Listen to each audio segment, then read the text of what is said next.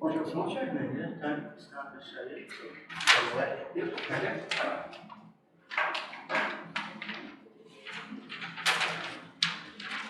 As many of you are aware, the Society had their annual Fontiel Star Party weekend.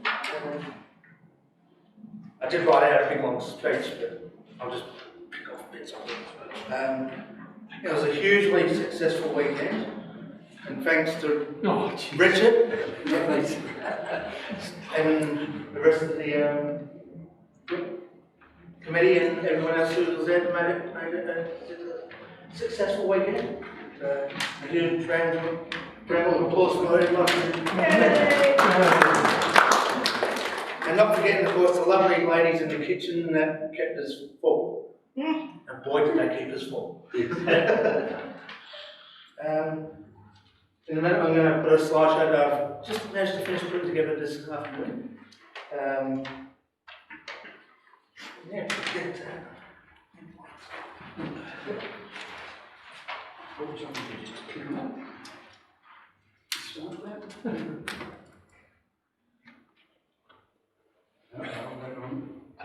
Pause, have more quick time. This is why I need windows now. It's our mantra from Fonthill. That's never happened before. Struck Never happened before. No. You don't have a different player? Lights on. There are two routes here. One, we could just very quickly get Richard's computer connected. Yep. That's No rubbish. that's the quickest route. I could convert this to Windows, but it's a bit slow. So what I'm for. Apologies for the delay, but we'll. Okay, Richard, dancing now. Sorry, what? Dancing? Oh, You and dancing. Richard? A bit of Bollywood. Yeah.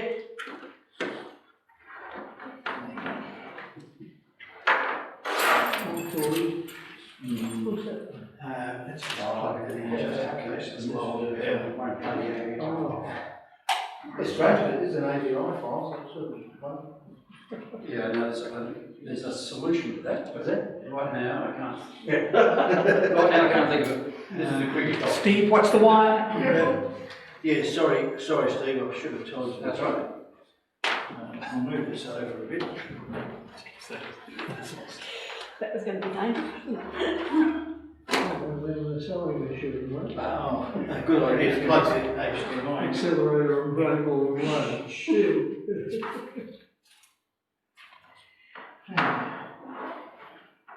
What's that little field on the screen? It was a hugely successful weekend. The feedback I've been hearing is everyone absolutely loved it. Yeah.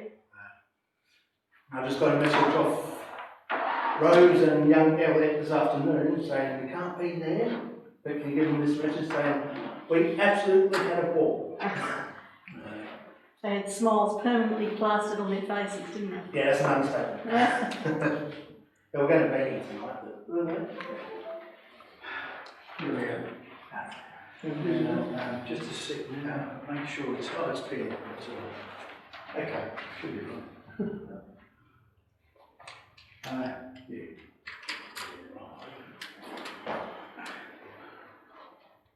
Take two. Can I get the box? I'll shut up yapping and I'll just let it play. That's good.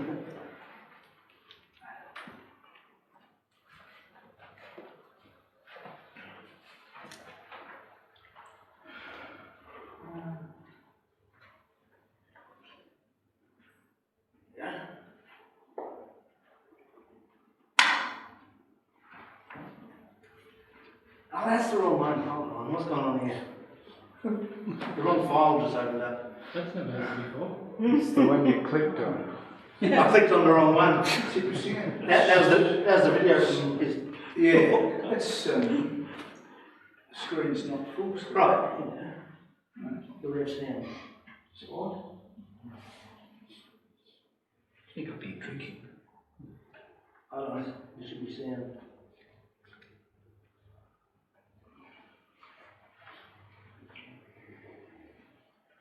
You might need to change it to HDMI sound rather from computer sound. And if you click on where the sound button is there, sometimes you can get it there, right click on that.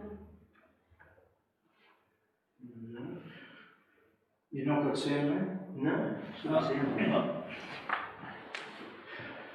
Just down here, press this, go on. Let's have a look at the settings. It should be on.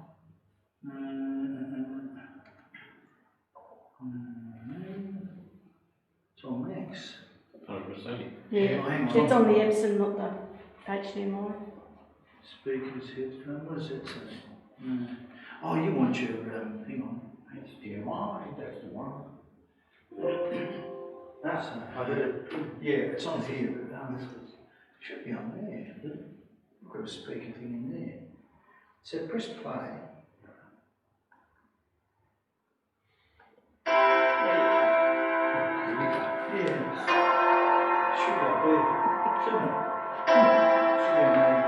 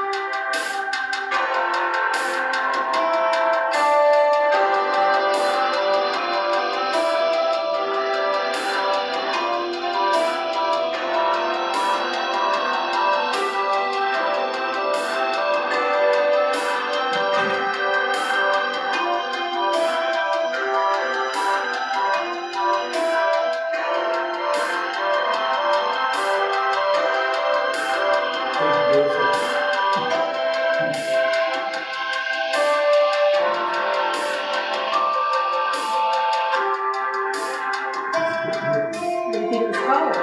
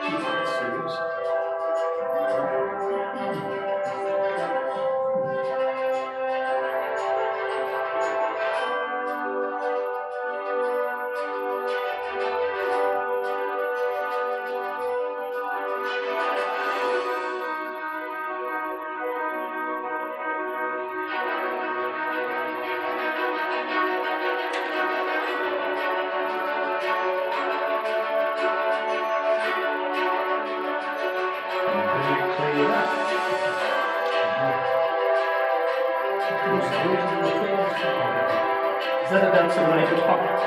8:30. Well, the sun had set, so that's where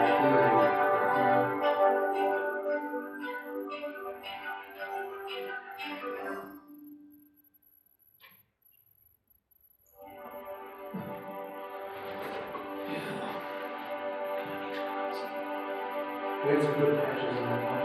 Yeah. Still doesn't, still not as good as what it was last year. Yeah. That was another that's good one. Well, let's have a bunch.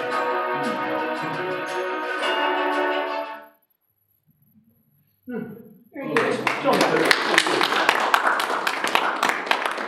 Well done, Manny.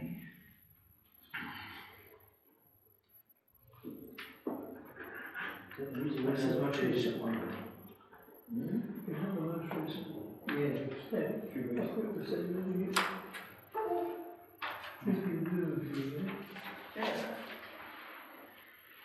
Yeah, like I said, we hope to see you all there again next year. It's a hugely successful weekend. Everyone, thanks everyone very much for the hard work they put in. Thank you for putting that together, mate. Thank you. Thank you. I think that's about as good a promotion as we can get for next year's one. The committee will want to sit down. That's tonight's tonight looking northwest, or more west northwest really now, at about 9:15 this evening. No prizes for guessing the two objects, which is Jupiter and Saturn. And they are heading for this close conjunction, as Dallas said, on the 20th. So let's just time forward and have a look. Let me just get the time, date and time window up. So that image is showing us at 9:15. So there's still a fair bit of twilight at that time. Rather than take it right down to the horizon, I'm just going to leave it up there. And that's today's date. And I'll just make sure that Jupiter is centred. So let's just inch forward in time. 5th, 6th, 7th, 8th, 9th, 10th, 11th, 12th, 13th, 14th, 15th, 16th. 7. Did something strange? Jupiter has a moon. Yeah, we've got a visitor. That's the moon. On the 17th, they're creeping lower. You can see Jupiter and you can see Saturn, and there's the moon. Now, what moon do we have then? Does anyone know? Let's put our binoculars. Let's put a pair of binoculars on.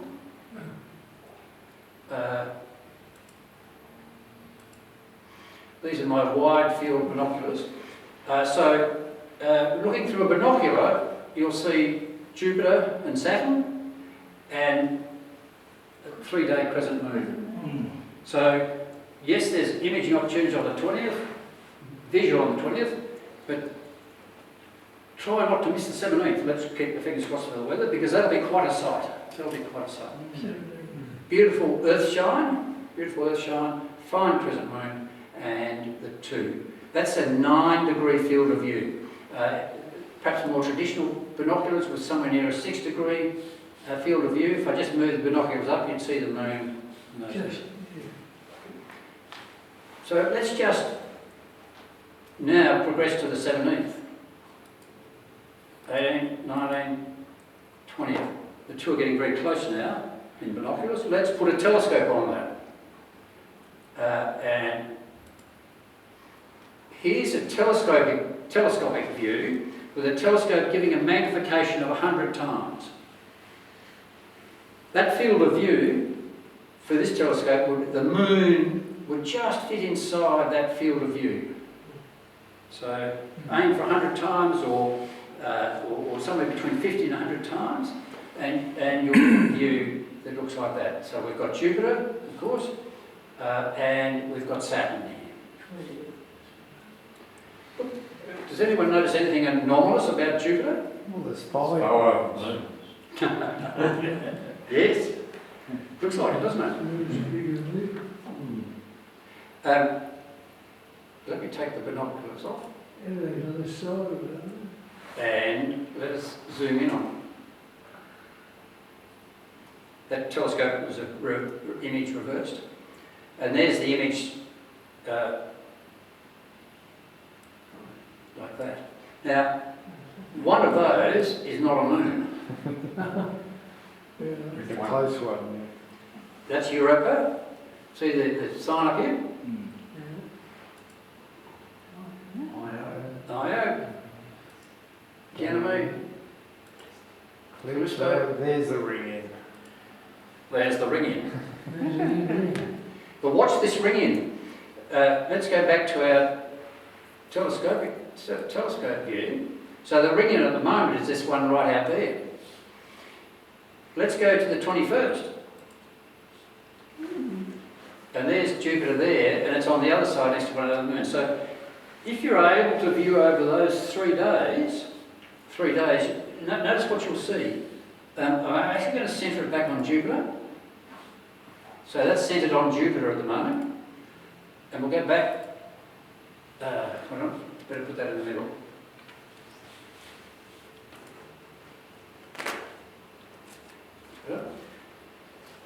Go back to the day before. So the day before, notice how Saturn will dance around it. And 23rd will start to move away. So a couple of days before the 20th, 22nd, you've got telescopic view on the opportunity, right up to the couple of days after. So the devil said this is the closest approach for about 800 years, I think. This conjunction happens about every 20 years, 20-something years, but you know, they're not all as close. What's the magnitude of the moons, Steve? The star was 7.5. So jump on one of the moons. 5. 5, 6, what's a star out there, I think. Okay, now, one last thing. If we go back to that 17th, and we're 16 minutes, I've got to, sorry, I made a mistake, haven't I? I've lost them in the field of view. Let me get them back again.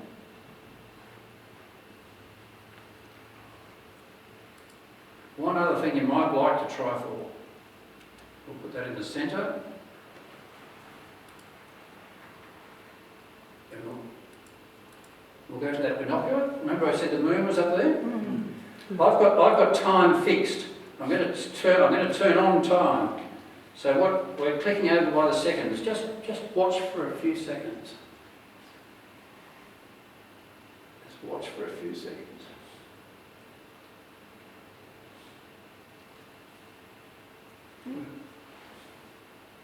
Can you see it? Satellite. The satellite, yeah. So that satellite will pass in this field of view. It'll take about 10 seconds to go across there. So 21, 16, 30. Magnitude? If you know Stellarium, it's an artificial satellite. Is that 3 or 8? Its magnitude 3.9, so it'll be easily visible. Yeah, that's right. There's its designation. Okay, so an event not to be missed and a few opportunities just On the 17th. That's the 17th. At 21. or start looking at 21:16, John, to see the satellite. Okay, Richard. And what's that software you're using, Steve? So that's Stellarium. Stellarium. Yeah. And how much does that cost? Free. Zilch. Thank you. Just one. Yeah, no, all of them, thank you. Thanks. I'll leave these on. Yeah, so my brief was the top 10 objects in the summer skies, and I ended up with 11. I snuck a couple of things in that one in particular that I thought would be worth looking at. So we get all familiar with Orion, because Orion's dominating the sky now, as we all know. So if you look north and you look at these constellations, you can see Orion dominates the sky. This is for the 31st of January. So the charts you're going to look at first are going to be for the end of January.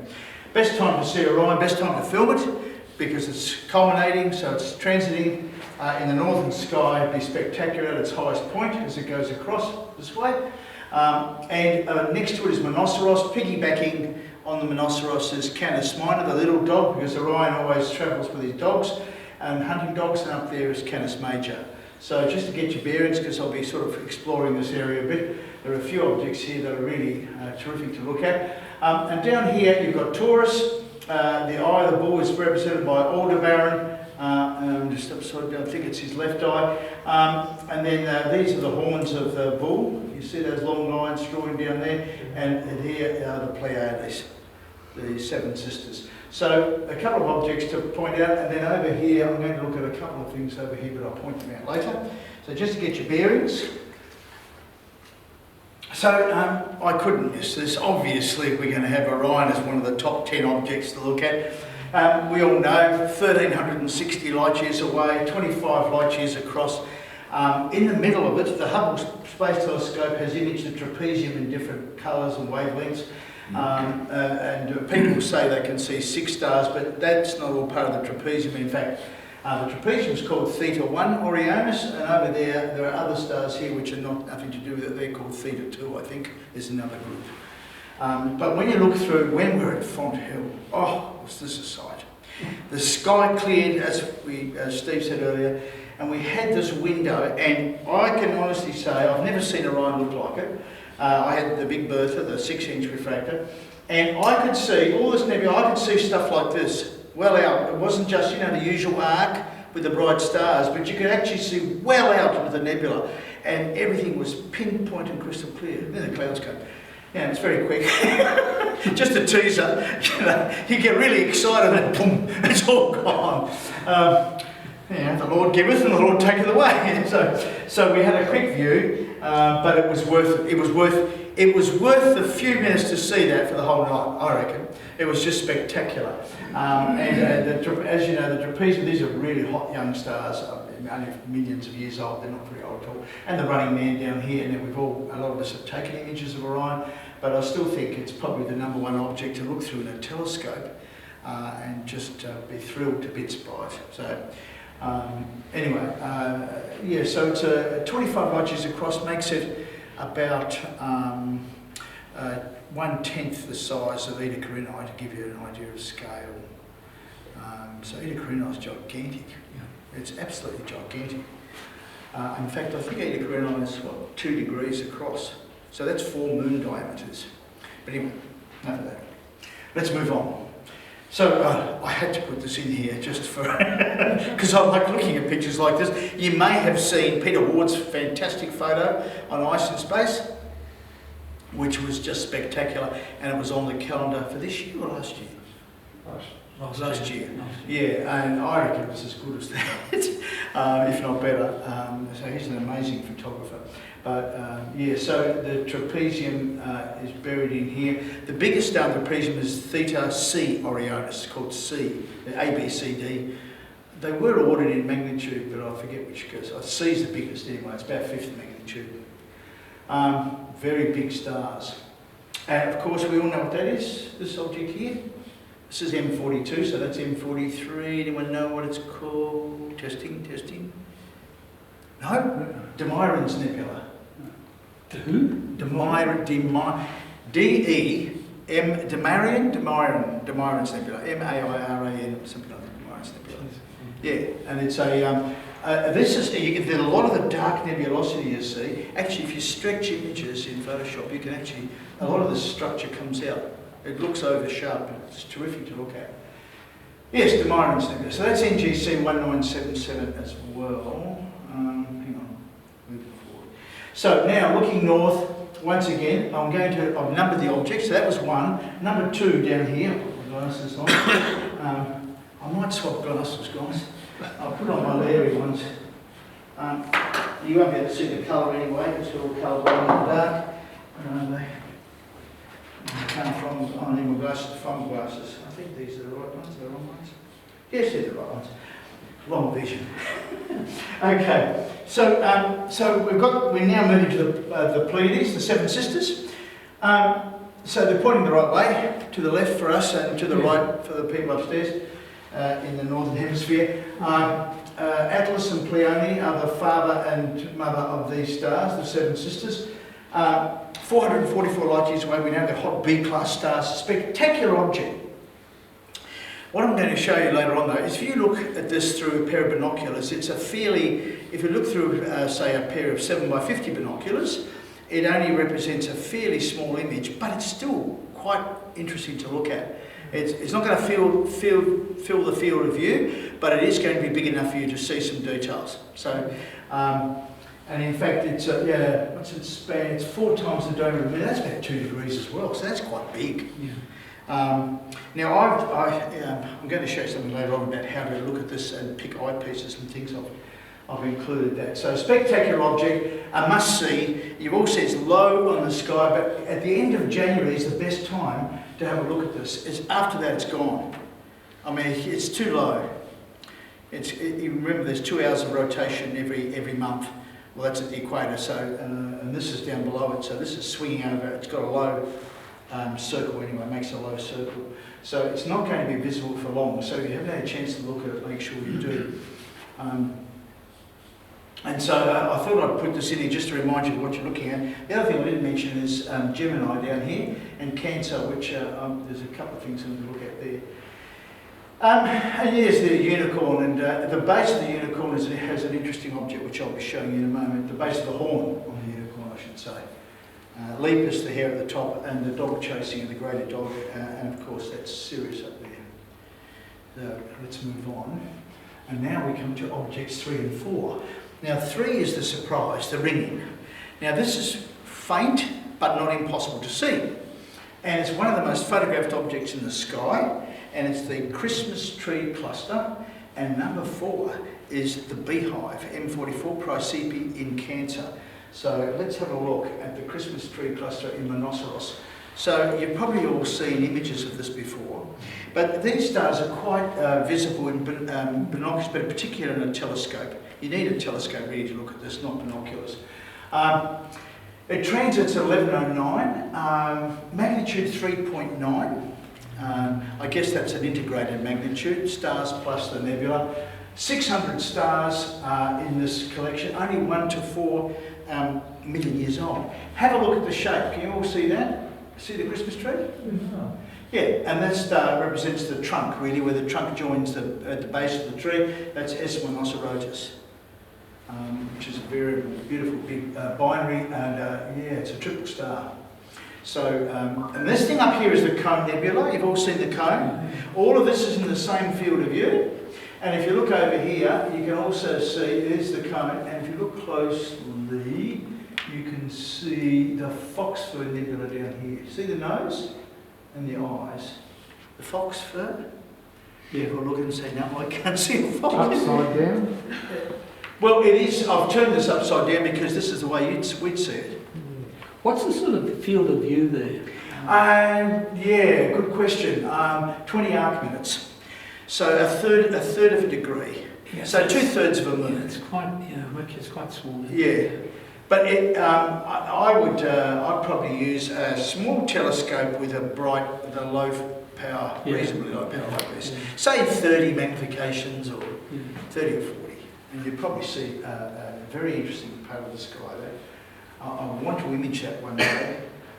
It's got so much interesting stuff in it. Anyway, let's move on. The beehive cluster. Now, I had no idea. This is really big. It's 1.5 degrees across. 610 light years away and 600 million year old stars. Has anyone ever looked at the beehive? Yeah. Yeah. So it's quite a big. Now down here I've got. You won't be able to read that. This is my telescope using what have I got there? The Hyperion 31mm eyepiece. So my telescope's 700 millimeters long focal length. So 31 to 700 gives you about 23. So that's 23 magnifications. Fits that in there nicely. This is the view through a pair of binoculars, 7x50, the red circle. So you can see how big that object is in a pair of 7x50. Still pretty small, but still worth looking at. If you had 10x50s, obviously it'd be a bit bigger. Now the interesting thing about this is it contains red giants and white dwarfs, which I think is rather funny. Giants, dwarfs. Red giants and white dwarfs. But it's got a very interesting combination. This is the best colouring which I've found of it. This one's a bit washed out, but very pretty nevertheless. So it's worth looking at that. So that's in the constellation Cancer, which is to the right as you saw, below Monoceros and the others, and to the right of Gemini. So Now, moving on, looking south. Now, I've got two maps up here. The one on the top is January. The one on the bottom is February. Now, what can you see? The Milky Way has swung and is swinging to a vertical position, which is wonderful for us if you want to image the southern sky during January and February, because you can see all the most interesting objects are now well within your reach. They're not flat on the horizon as they are at the moment. When we're at Font Hill, things were still pretty low. But in the coming months, things are going to get much more to the vertical, as the Milky Way seems to flip over that way, ends up going from here to north, straight over the sky. So if you're looking south, this is the best time to look at objects in the southern sky, which is why I've concentrated on the southern sky as well as the northern, because there's not much in the east or west. And speaking of which, you'll notice I haven't mentioned any planets, because the planets Jupiter and Saturn are entering solar conjunction, so they will disappear in the evening twilight, as Steve showed you, and pretty soon they'll only appear in the mornings until about April. So they're effectively not really visible to us during the day, during the evening time. So this is your last chance to see those, really. And they're already low when we're at Font Hill. You can see them quite low in the west. Okay, so I've picked the bottom map. So February. Now, all right, there are a few interesting objects here. You can make out, let's have a quick look, the Southern Cross and so on. Now, I'm going to show you a picture I took a long time ago, a bit faded, just quickly, not very bright, but it's got that, I've put it vertically. So you probably won't see much because it's compressed the photo, unfortunately. I shouldn't realise, hang on. Let's change and have a look at it. So here we go. So these are some objects. Now on the right, I've numbered the objects, but if you look here, can you all see anything there at all? Maybe we should close that door. No, we can see some little stars. Can you see little stars? Yeah, if we could just, thank you. We don't need that open. So if you look down, thanks very much. If you look down here, starting off with our lowest number 5, here is the Southern Cross. Can you see Acrux? Right? So Acrux, and then over here, this little patch here, which is the GPO Box. Mm-hmm. Then we're going to move up here, we're going to look at one of my favourite big clusters and a spectacular object in anything, which is the football cluster, well known. And then across here, we're going to look again at Eta Carinae, and next to Eta Carinae, a small cluster, which is a beautiful, the gem cluster, and then finally over here, the sprinter cluster. You'd never have guessed I've included that. And over here, does anyone know what this object is? So if you look at, here's a golden rule to find this object. If you look at the Southern Cross, and you look at MI, this is the Delta Crucis, and Gamma Crucis, and you draw that distance, Gamma and Delta, 4 times in a row in a straight line, you come to this object. Does anyone know what it is? It's a Mega Centauri, yes. So that's the globular cluster. So let's move on and look quickly at a few of these things. This is a picture I took of the Southern Cross back in August. And I urge everybody, this is a beautiful star. Now, it's actually probably a quintuplet star, at least 4 stars in the system, because this one itself, Alpha Crucis A, is actually a spectroscopic binary. And then it's got this star next to it, and then it's got a 3rd star, and that's a binary. So there's probably 5 in the system altogether. But this is, looks quite spectacular through a telescope, and you can see it's a very blue, very hot star, and that's from memory 321 light years away, quite a distance. So another interesting, I thought I'd put a couple of stars in here because I thought that was very interesting. And of course our familiar Gamma Crucis, which is an M-type star, and that one's about 88 light years away, and it looks like a double, but it isn't. And in fact, that star next to it, which makes it look like a double, is in fact 400 light years away, I think, or something. And it's an optical illusion, it's an optical double, it's not a real double, not a physical double. And then down here, of course, next to Mimosa or Beta Crucis is the GPO Box, which is a beautiful object to look at, but though it's very small. Very small. I forget which one of these is Kappa Crucis. Either that one or that one. One of the two at the base of the triangle is Kappa Crucis, and the whole thing is named after that star. And that's a red giant. They're beautiful, spectacular look at in a telescope, or a pair of binoculars, although a pair of binoculars would be very small. So there are about, from memory, I think there are about 100 stars in that collection. It's about 6,400 light years away, so it's quite a distance. Yeah, but worth looking at. Beautiful object. Now, Eta Carinae we all know. So why have I put it here? Because I wanted to show you the effects of using eyepieces on these objects and what they look like. Now, Eta Carinae I haven't bothered with, but Eta Carinae, if you use 70 magnification, say, you can actually zero in 70 because it's so big. You can actually get in here, right in the triangle, inside the triangle. But with a pair of binoculars, you can fit this thing. This is 2 degrees. Well, a pair of binoculars is, as Steve said, 6 degrees, 7 by 50. So you've got plenty of room to fit the whole nebula in. But it'll look good anyway because it'll look very bright on a clear night. It is a spectacularly bright object, easily visible to the naked eye. I think it's magnitude 3.5, something like that, Eta Carinae. So we know, and it's spectacular, 300 light years across, 7,500 to 8,000 light years away, which is amazing. And of course the homunculus, there's the Keyhole Nebula, the famous Keyhole. You can image this. I've seen images of it without stars, which I don't particularly like. I prefer it to have stars in it. And it's got, this is just a 35mm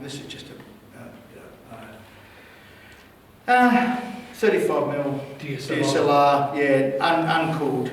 And I've just popped it in there to show you. It's pretty. Yeah, it's pretty because it's got the blue, I think. It's got more blue. And what you notice is with cooled cameras, the blue is sacrificed to the red, to the hydrogen alpha.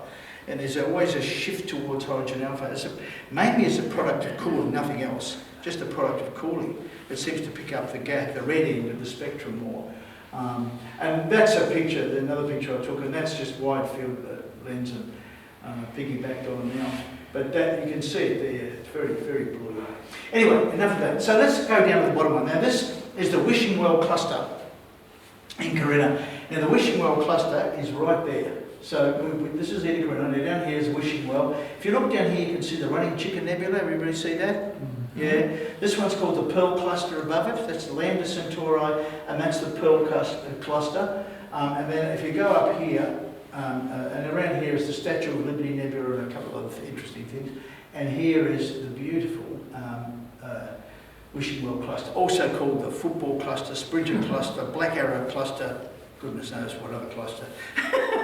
So it's got several names. I like to call it the Wishing Well because when you look at it through a telescope, it is beautiful. And it's just a whole bunch. The centre of it is really quite concentrated. It looks like it doesn't look like a globular, but you can see how dense, how close it is, the stars are for an open cluster. And it looks like someone's thrown coins into a bit of water and you're looking into the well. So I can understand it being called a Wishing Well, the Wishing Well cluster. Now that's a beautiful object. Now through a pair of 7 by 50 binoculars, here we go, I'll just put this out there. This is 7 by 50 binoculars. Look, that's it there. Now you can actually include part of Eta Carinae in there as well. So you can see how wide, that's quite a wide field. Well, that's what 6 degrees does.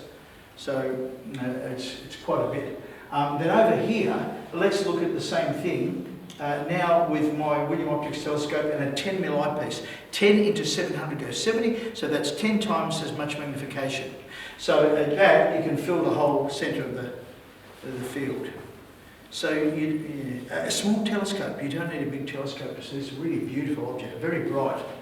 And I think there was something like 150 stars in that collection. And a mixture of blue and red, as you can see, young hot stars and red giants. And so here, over here, is the other object I was going to tell you about, and I'll just point it out to you. So, now, I found this by accident, actually. I wasn't looking for it one night. I was looking at Eta Carinae, I bumped the telescope and something to it, and I ended up looking at this. Now this is EGC 3293, which is the GEM cluster, and it's the rival to the Jewel Box. And look at this beautiful collection. Now, this gas around here is part of Eta Carinae. You can see it over here, and that's De Myron's Nebula. And De Myron's Nebula. I'm stuck on De Myron tonight. That's the Chilean poet. What's her name? Chilean? No, the Chilean poet after whom it's named. I've forgotten. It'll come. It'll come. It's named after her, but it's a beautiful nebula, and the two are in the same field. There they are there. This is supposed to represent her face. I don't know how I can't see her face, and it's goodness me. I'm trying to think of her name. She's an award. She won the Nobel Prize for Literature. Oh. I always remember her name, and tonight I can't. And that's a cluster, so I'm going to image those two. They fit beautifully in the field of view. They're just those two together. So there it is there, a beautiful cluster of stars, 9,000 light years away. Isn't it deceptive how things can be at different distances? Like that last cluster was the previous one. We'll just go back down here. This cluster is only hundreds of light years away. It's nowhere near the others. So it's surprising, yet it's in the same part of the sky. It's just all 3D and illusion. So 6 to 8 arc minutes across, so it's very small, this cluster of stars. But when you look through a telescope, it is dazzling to look at, absolutely dazzling. And I think it's better than the GPO Box. And on a clear night, it is just gobsmackingly pretty. Sorry? Any questions? Yeah, it is really, it's breathtaking. So I put that in there because I think that's one you ought to look out for. And it's very close. Gabriela Mistral is the name of the nebula. Have you heard of that? Oh, of course. Yes, remember? Gabriela Mistral. I was trying to think. God works on the bookshelf. Yeah. Anyway, the interesting thing is it's got both blue and red, as you can see, just like the GPO Box, blue and red supergiant stars.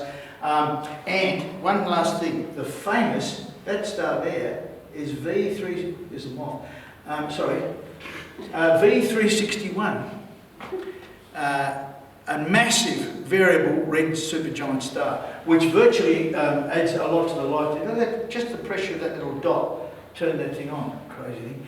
All right, so mainly magnitude 6.5 to 7, but you can see 8 million years old and a diameter of 26 light years. So it's the width of the Orion Nebula, virtually. But because of distance, a smaller object. 9,000 light years, a heck of a long way away.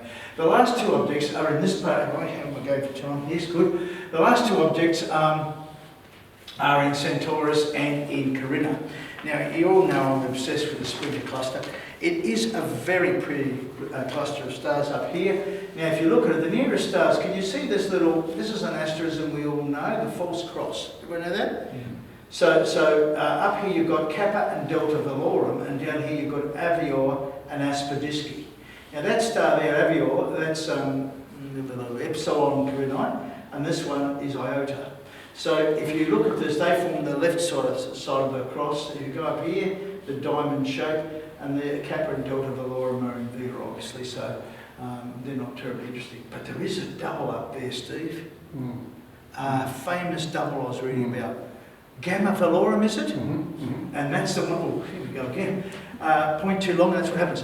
Gamma Velorum is supposed to be a spectacular, very fainter, but a spectacular double star to look at. Multiple star, I think, or something.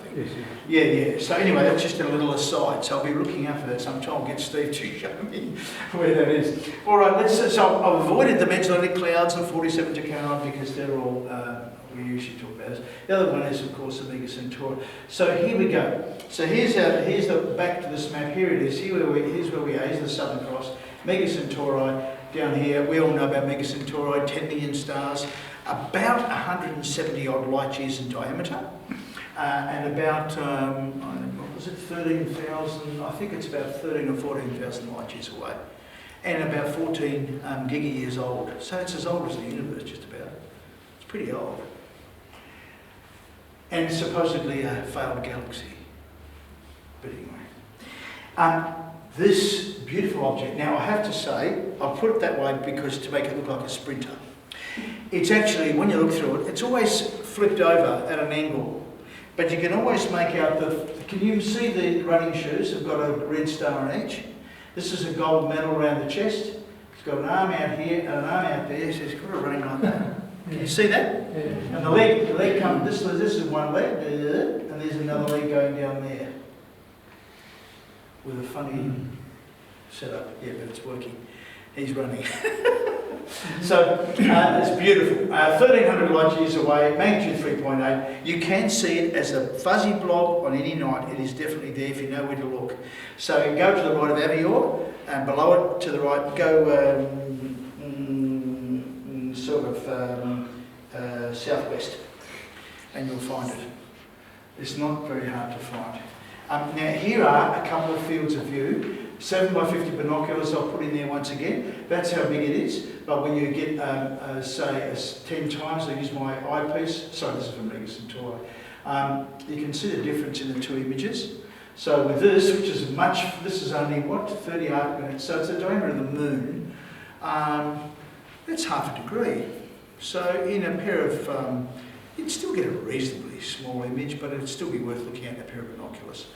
I couldn't do this field of view for everything, but I thought I'd show you Mega Centauri to see the difference between the two. So even in a pair of binoculars, the Mega Centauri is an interesting little fuzzy blob. Jupiter and Saturn are about 20 arc minutes apart.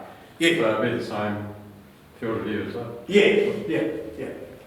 So anyway, you can tell that these stars are, I mean, just a lot of these stars are either blue and red or just, their combinations are quite standard everywhere. About 100 stars in that group, and all spectral type B. But a beautiful object. I love it. I love looking at it. And I've seen images of it with 1 minute exposures, and that's all you probably need. Even less, maybe 30 seconds, but lots of them. Quick ones. I'd do this with you could do this with a zoom lens and on a mount with a tracker. Spectacular. Now, I want to show you one last thing before I finish. If you go to this site called Astronomy Tools, the things I showed you, the field of view, are easy to work out. All you've got to do is when you click on the website and you open up, you get this window, and it's got field of view calculator, star chart, cloud. I've never used these, but the field of view I use all the time. So click on that, you get this window. And it says visual mode, imaging mode, and this one over here, which very few people realise is there, including in Australia until recently, binocular mode. So you can pick your object. Here it's got Messier number, solar system, or IGC, NGC, all those, IC, whatever you like. You put that in there, find the object, put in your custom telescope or eyepiece, whatever. This is slightly different when you choose the binocular mode because you obviously don't have a telescope if you're using binoculars. And then over here, it's got focal length and all that. You plug in, if you click on this menu, it's got all manner of telescopes, quite a few. And then down here are your eyepieces, and it's even got all my eyepieces. I couldn't believe it. Every one of them. Every single one. So I didn't think it would have some of them, but it did. So this is really good. You put that in there, and bingo, it gives you a field of view, and you click add to view. See that add to view? And then the next thing, you get, beneath it you get this window, and this has got all the fields of view. This is my telescope with my lowest powered eyepiece, the Vixen 42. This is the field of view looking at Orion Nebula with the 42. Then moving in the 31 Hyperion, my favourite eyepiece, the yellow one, that is the field of view, 23 magnification. We've gone 17, 23, we're increasing magnification now as the focal length of the eyepiece decreases. So down here we've got the Pentax XW20, which is one of my, oh, it's beautiful. And that fits the whole of Orion and, of course, the Running Man Nebula beneath it.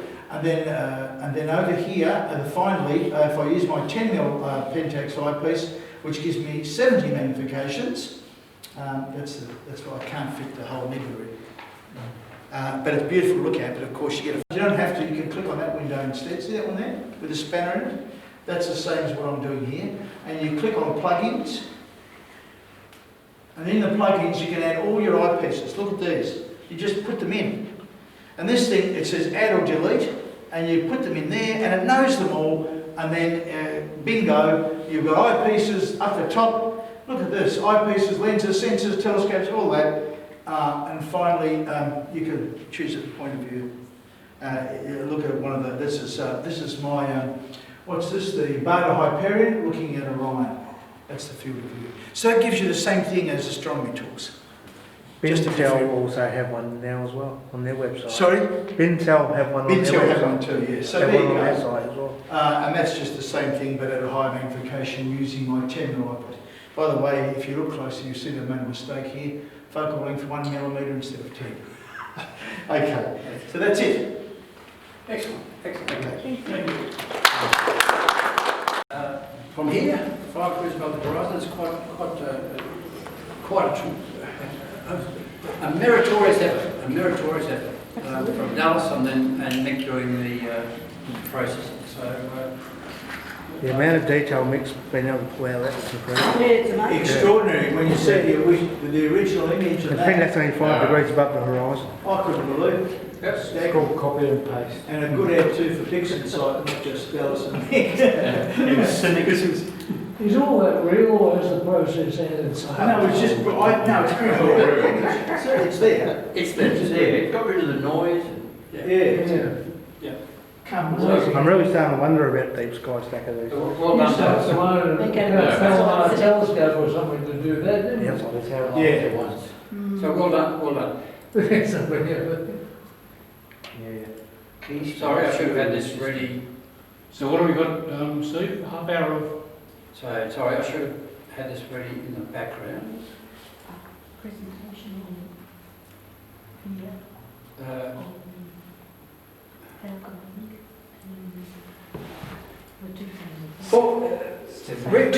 Richard, in preparing everything for Font Hill,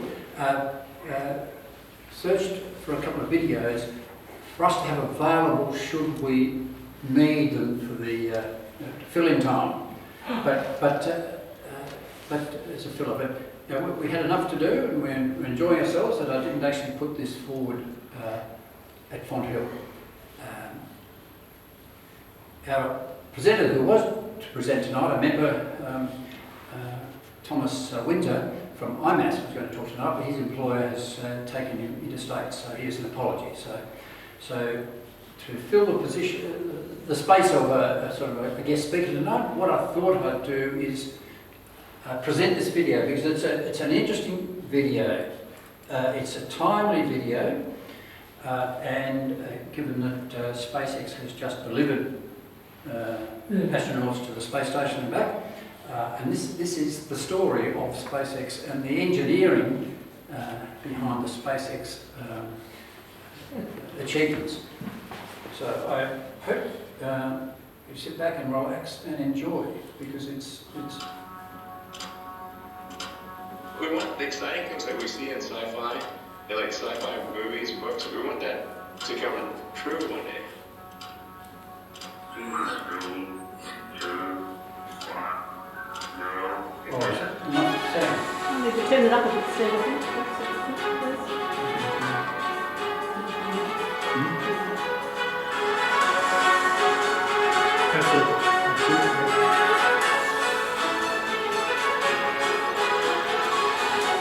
In fact, I think hardly anyone in the public knows that this is happening. Some of Like, us do. give this message across. Hey, really cool stuff's happening. Tune in. SpaceX is like no other rocket company.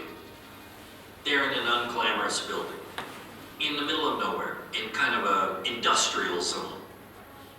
But when you walk into the doors and all of a sudden you see they're making these pristine, gorgeous rockets, it feels like you've walked into a factory on another planet.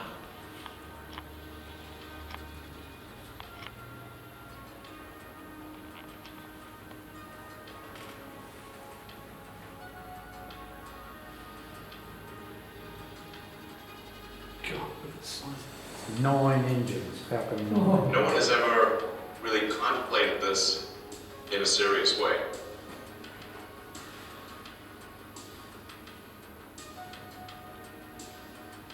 In the beginning, we thought this is so crazy. What are we doing trying to come up with something like this? And then over time, we're like, yeah, it can definitely be done. And now we're just kind of arguing over the details. He's the boss of NASA in the blue shirt. I went to Russia to look at flying a reversed ICBM, which is a very trippy experience. It was very bizarre. And when I tell people that, they're like, what? I went to Russia 3 times to look at buying a refurbished ICBM. Because that was the best deal. And I can tell you it was very weird going there in 2000, late 2001, 2002, going to the Russian rocket forces and saying, I'd like to buy 2 of your biggest rockets, if you can keep the nuke. Musk made 3 trips to Russia trying to buy an intercontinental ballistic missile called the Dnieper. Turns out the Dnieper was so expensive, his idea never flew.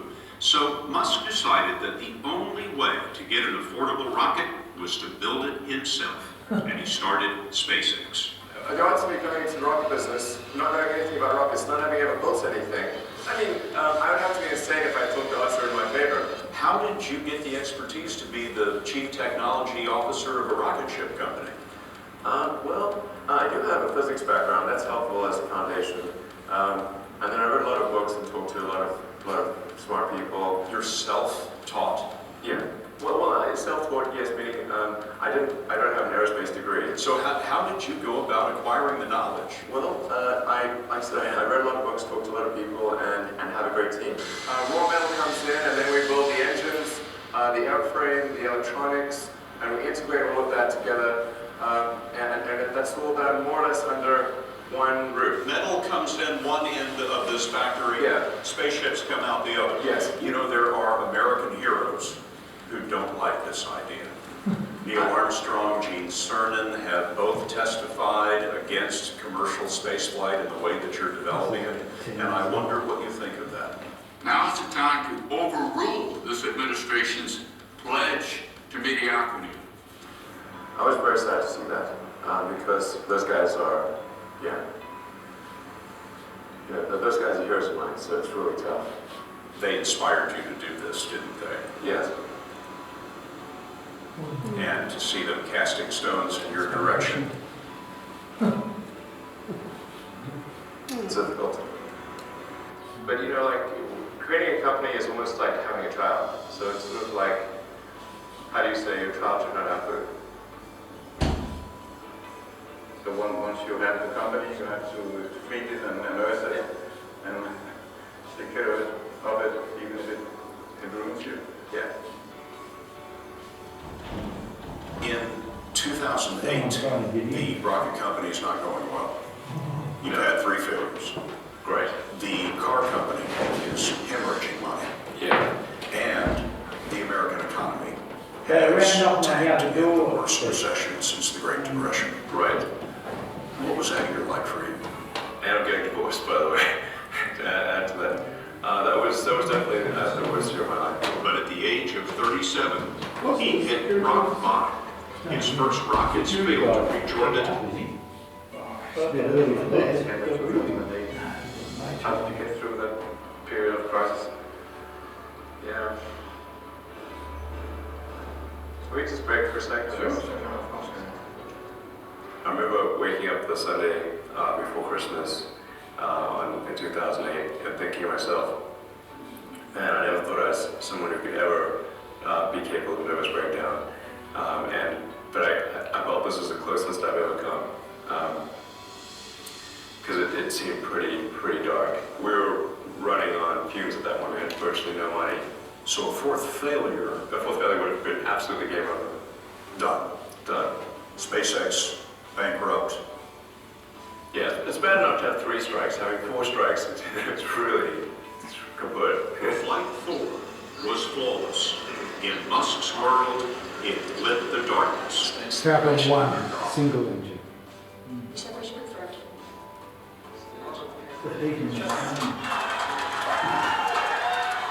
NASA called and told us that we'd won a $1.5 billion contract. And I could hear him hold the phone. It's like, I just blurted out, I love you guys. They saved you. Yeah, they did.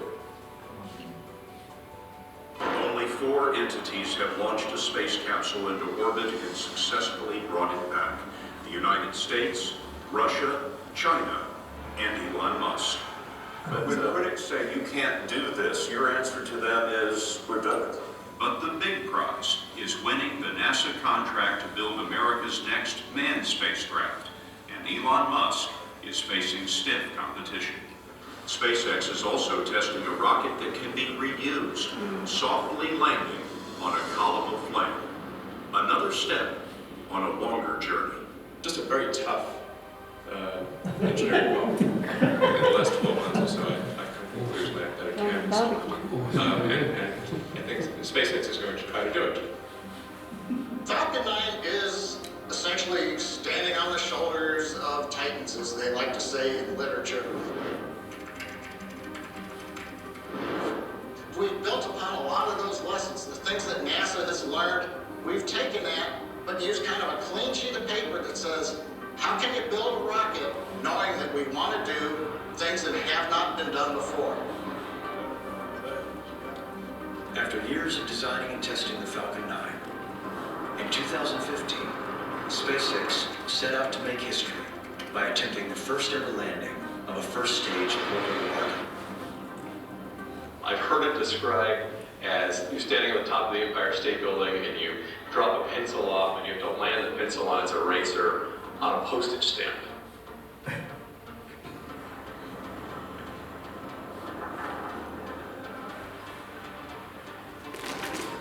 This is bad.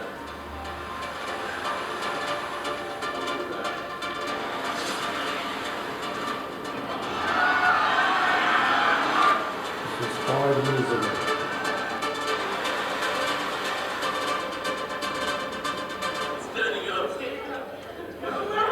Look at this. Look at it. It's just sitting there. Look at that. What?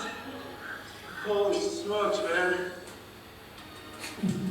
He's done it 60 times. This thing actually landed intact. Amazing. That's a try. Having a fuel is critical technology needed to build missions to Mars, and a reusable heavy vehicle is the critical technology needed to settle Mars. In the need for inertia aboard, operator shall call hold on the primary countdown head. Carmack secure for T0, 8.3 degrees. Reminder, cyclist transient startup is at T-minus 7 seconds. SpaceX Falcon Heavy, go for launch. 3, 2, 1.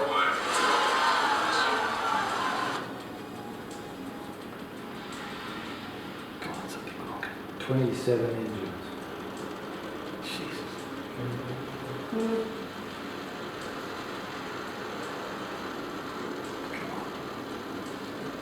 Most powerful rocket flying up and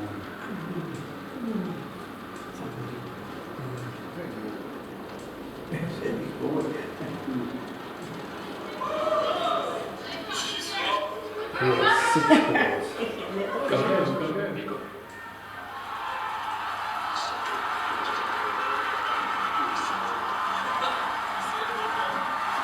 Successful separation!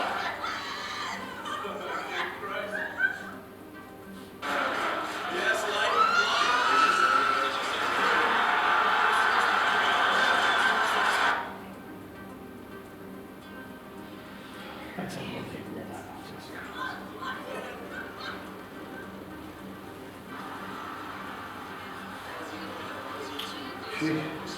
Nearly 3 years ago. Sorry? That happened nearly 3 years ago. And that's the mass simulator. Before SpaceX can launch crew, 2 major milestones must be completed without crew. The first is the Demonstration 1 mission, or Demo 1, in which SpaceX must autonomously fly their Crew Dragon capsule to the International Space Station and back.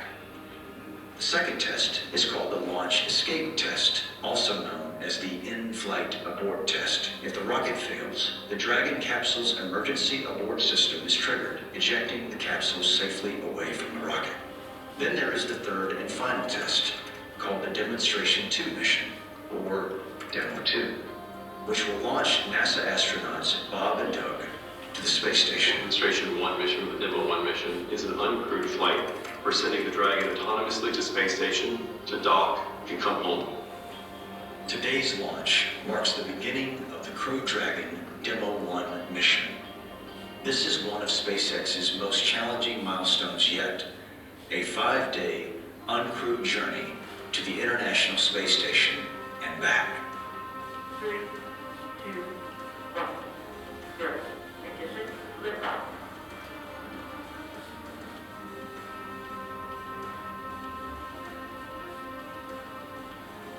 You know, you're putting enough energy into a spacecraft and such that it's going to look like a meteor. It's just like it's difficult for people to even comprehend.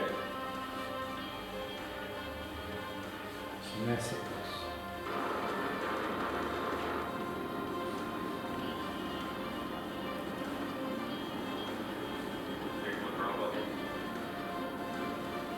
Power and telemetry double. The first one is going to be the main engine cutoff, or MECO.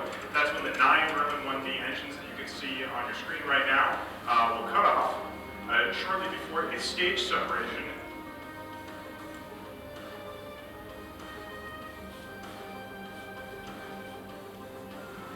For the first stage, it starts its engines back up. It flips itself around, and the whole first stage is re-entering the Earth's atmosphere and slowly making its way back down for a landing on a drone ship that is out in the Atlantic Ocean. Landing at deployed. And Falcon 9 has landed. After the first stage separation is complete, the Crew Dragon capsule is propelled into orbit by the second stage. The second stage is lighting up its engine and it's taking the Dragon spacecraft into orbit. Once the second stage successfully gets Dragon into the orbit that it is intended to go, it separates Dragon and moves away. This is a pivotal moment. The separation of the second stage from the Dragon capsule is the final step of the launch sequence. It's a dummy. Dragon separation confirmed. Just a dummy. This is a game changer. The launch vehicle places it in orbit. That's low Earth orbit. It's actually fairly below and behind the International Space Station. And it'll perform a number of burns or maneuvers where it will catch up to the space station. It's got to match that speed. And eventually, when it catches up to it, it's got to slow down. Now, if it goes too fast, it's going to go past the speeder. If it doesn't go fast enough, it'll eventually not be able to catch that speeder. So it's the same sort of process. This is a fairly critical operation because this is the first time this vehicle has ever flown, and we want to make sure it does not collide with the space station. Ultimately, the vehicle is fundamentally flying itself, but we also have ground control who's monitoring it and sending it a certain amount of commands. There's also a certain amount of access that people on the space station, they can see what's happening on Dragon and are in contact with the ground control at the same time. The Crew Dragon spacecraft uses an automated system that is able to sense the position of the space station relative to the capsule and is able to guide the capsule into the dock with the station. Orientation is expected I'd be very nervous if I was on the space station. It stops within about 20 meters of the docking port that's on the International Space Station. Takes hours. It's all so.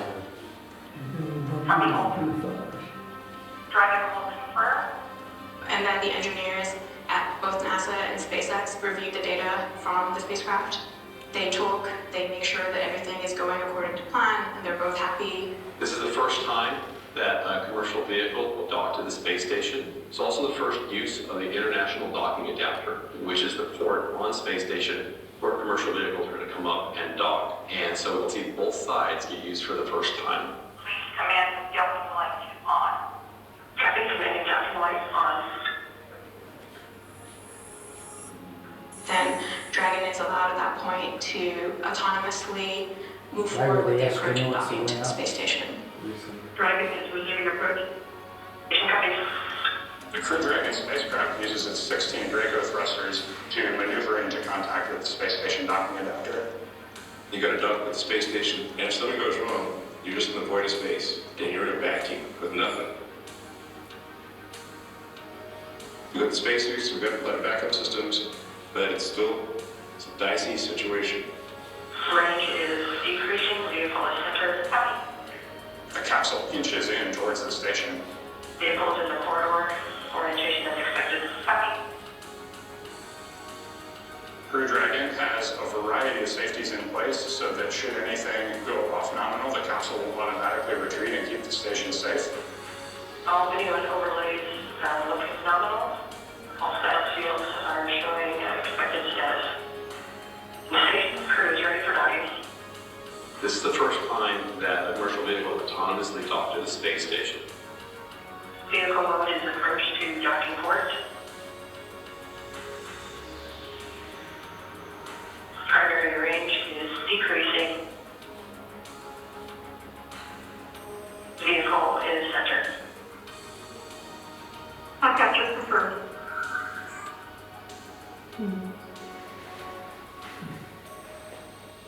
Watching the Demo 1 vehicle dock with the space station was amazing. It was kind of terrifying, and it should be, because the first time you do something, you should be pretty worried about how it's going to go, and it was amazing. Proceed to open out. On behalf of Ripley, Little Earth, myself, and our crew, welcome to the Crew Dragon. Welcome to the new era in space life. Dragon stayed docked with the space station for 5 days.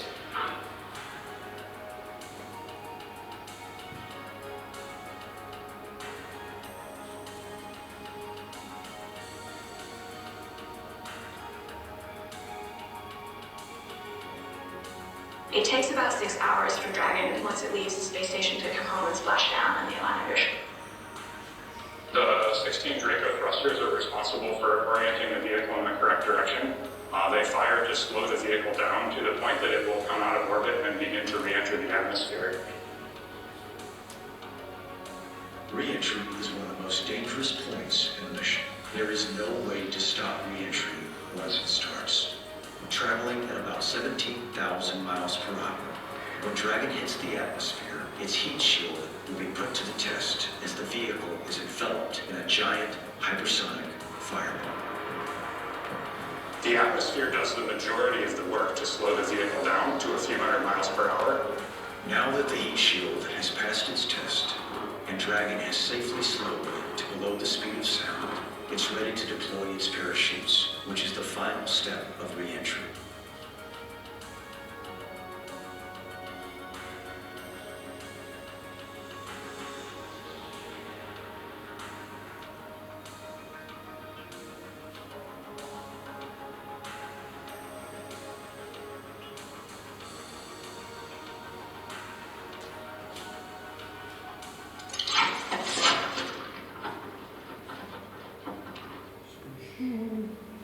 Amazing.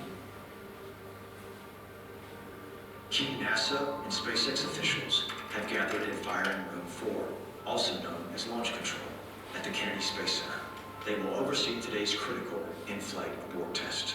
If this test fails, the Crew Dragon program will suffer a major design setback. Now, as a reminder, the ground is not commanding this abort. It's up to the onboard computers to determine when to trigger the launch escape and do all the functions afterward. Once Dragon does trigger the launch escape, the first event will be commanding Falcon 9 to shut down its 9 Merlin engines. Now, as Marie and I mentioned earlier, Dragon will then separate from the Falcon using its 8 Super Draco engines, firing for about 8 seconds. That carries Dragon capsule with the trunk up and away from Falcon. Now, once they finish firing the Super Dracos, we coast, we jettison the trunk at apogee, we reorient the capsule to come back for entry into the Earth's atmosphere. We deploy about 2 minutes after apogee the drogue chutes, and about a minute after that, the 4 main parachutes will be released. Dragon will then splash down softly in the Atlantic Ocean, about 35 kilometers offshore. Parachutes are way harder than they look. If you go back and look at the call-out program, they